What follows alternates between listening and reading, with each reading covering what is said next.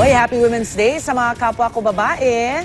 Kasabay nga po ng pagdiriwang ng International Women's Day, libreng makakasakay ang mga babae ngayong araw sa MRT 3 at LRT 2. Mula sa MRT North Avenue Station, may live report si Bam Alegre. Bam!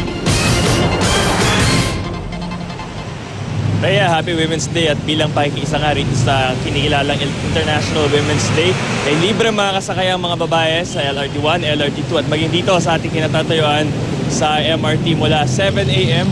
hanggang 9 a.m. ngayong umaga at 5 p.m. hanggang 7 p.m. mamayang hapon. Ito ay proyekto ng Philippine Commission on Women sa pakikipag-ugnayan nila sa DOTC. At ang tema nila ngayong taon ay kapakanan ni Wana isama sa agenda.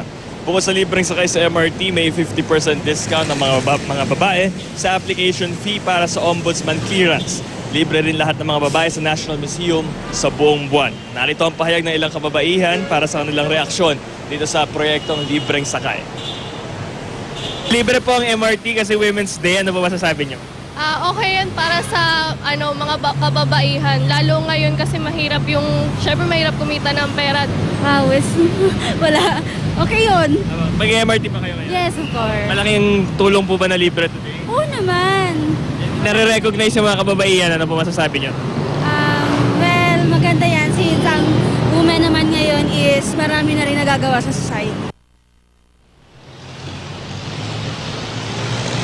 Kaya sa ilalim ng Proclamation 277 Series of 1998 ay kinikilala ng Pilipinas ang Marso bilang buwan ng mga kababaihan. Kaya ang latest mula rito sa MRT, balik sa'yo.